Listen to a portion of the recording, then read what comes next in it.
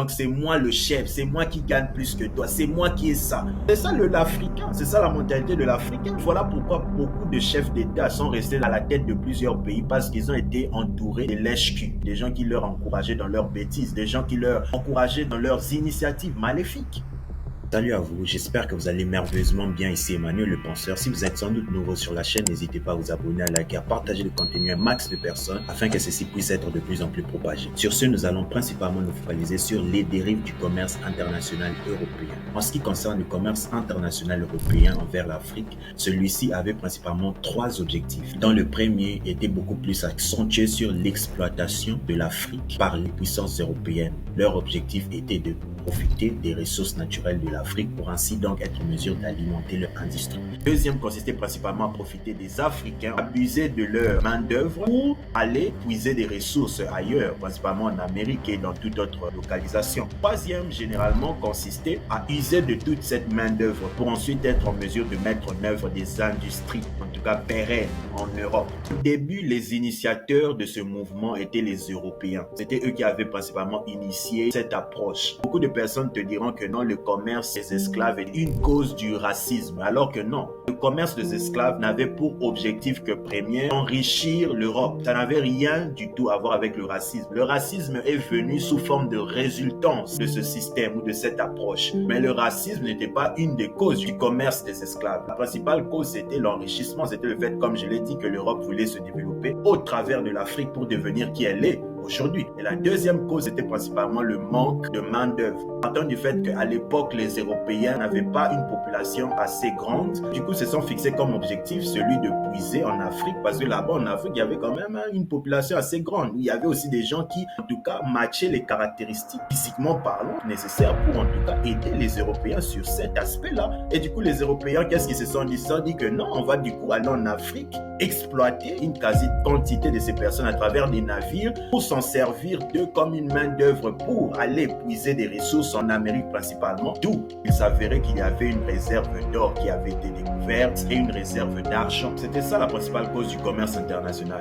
Rien d'autre que ça. Les Européens, une fois arrivés en Amérique, se sont rendus compte qu'il y avait un groupe de personnes indigènes qui vivaient déjà là-bas. Et ces personnes, c'était des Indiens. Voilà pourquoi de base, vous avez tendance à entendre des gens qui vous disent que non, l'Amérique appartient principalement aux Indiens. Mais ouais, c'est parce que c'était eux qui étaient les premiers habitants qui occupaient premièrement le territoire en question. Lorsque les Européens ont constaté qu'il y avait déjà ce groupe de personnes qui vivaient, les Européens avaient pour objectif de les convaincre, à les aider dans cette quête-là, parce que les Européens n'avaient pas assez de monde au départ. Et ce qui a fini donc par se passer, c'est qu'une fois que les Européens sont arrivés sur le territoire, ils avaient propagé une maladie qu'on appelait le smallpox. C'était cette maladie-là qui avait englouti, anéanti toute la population indienne, qui a fait que les choses deviennent de plus en plus incontrôlables à cette époque. C'est à travers ça même que ceci encore a poussé encore les Européens à continuer d'aller dépendre des Africains. Parce que de base, ils voulaient se servir des Indiens. Mais les Indiens étaient anéantis, parfois même n'avaient pas toutes les caractéristiques requises, en tout cas dont ils cherchaient, pour leur accompagner dans leur objectif. Ce qu'ils se sont décidés de faire, c'était de continuer à recourir vers l'Afrique. Il y a pas mal de royaumes qui se sont opposés. Il y avait Dahomey, il y avait même la Guinée-Bissau qui s'était opposée à l'initiative, ne voulait pas adhérer à ce commerce. Il y avait des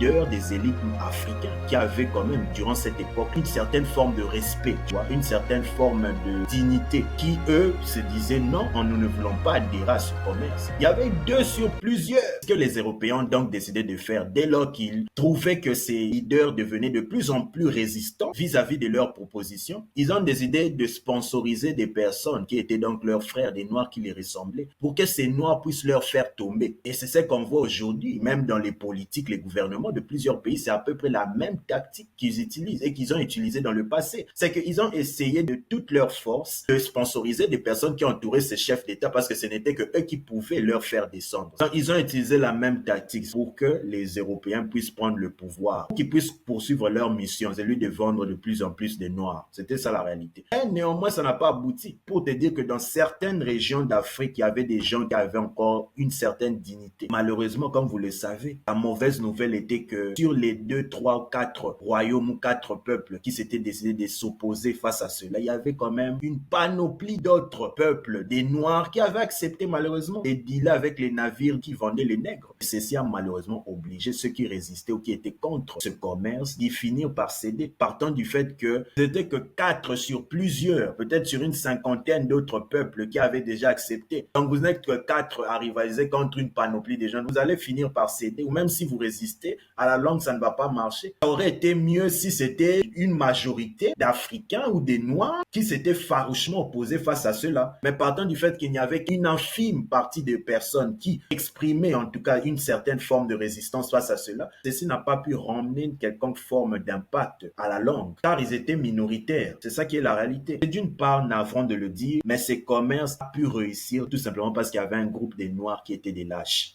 Il faut qu'on se dise la vérité. Le commerce a pu éclore ou réussir parce qu'il y avait un groupe de Noirs qui étaient lâches, qui étaient amoureux de l'argent, amoureux des opportunités, des tout, des avantages. Et c'est ce qui se passe actuellement. Pour mieux comprendre ce qui se passe actuellement, il faut repartir en arrière. C'est principalement ce qui se passe dans plusieurs pays ici. Pour vous dire que pour que l'Africain aujourd'hui puisse se développer, il faut d'abord qu'il change d'abord sa mentalité là, qu'il enlève l'argent, les intérêts, tout ça. Parce que sans ça, les Africains vont toujours noyer dans le vide.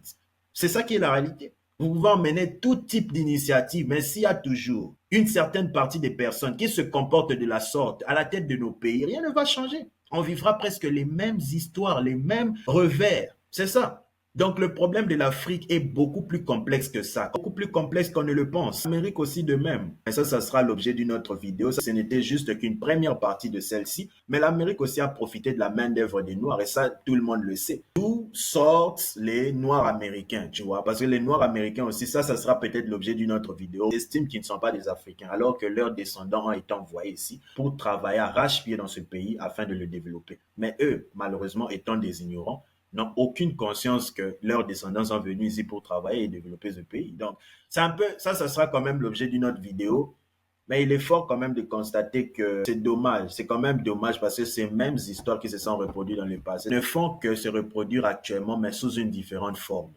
Tu vois. Donc, pour que l'Afrique puisse se développer, comme pas mal de personnes le disent, il faut que la mentalité de l'Africain lambda puisse changer. C'est ça. Parce que tant que sa mentalité sera toujours axée sur l'argent, le gain, toutes ces choses, le pouvoir, l'Afrique n'ira jamais loin. Parce que généralement parlant, il faut qu'on se dise la vérité, beaucoup d'Africains sont portés par le besoin de dominer sur tout le monde. Ils veulent être des rois, comme dans les royaumes. Ils veulent être seuls, être ceux-là qui vont dominer seuls. Tu vois, donc c'est moi le chef, c'est moi qui gagne plus que toi, c'est moi qui ai ça. C'est ça l'Africain, c'est ça la mentalité de l'Africain. L'Africain généralement veut être glorifié, veut que tout le monde parle de lui, qu'il ait l'éloge de tout en public. C'est ça généralement qui se passe. Et voilà pourquoi beaucoup de chefs d'État sont restés à la tête de plusieurs pays parce qu'ils ont été entourés de lèche-cul, des gens qui leur encourageaient dans leurs bêtises, des gens qui leur encourageaient dans leurs initiatives maléfiques, qui leur disaient « Ah non, tu as encore du temps, reste, non, ne te préoccupe pas ce que les gens disent ». Et eux aussi continuaient toujours à prolonger, quitte à rester là-bas pour 50 ans, 40 ans, comme si c'était leur maison. C'est ça que malheureusement,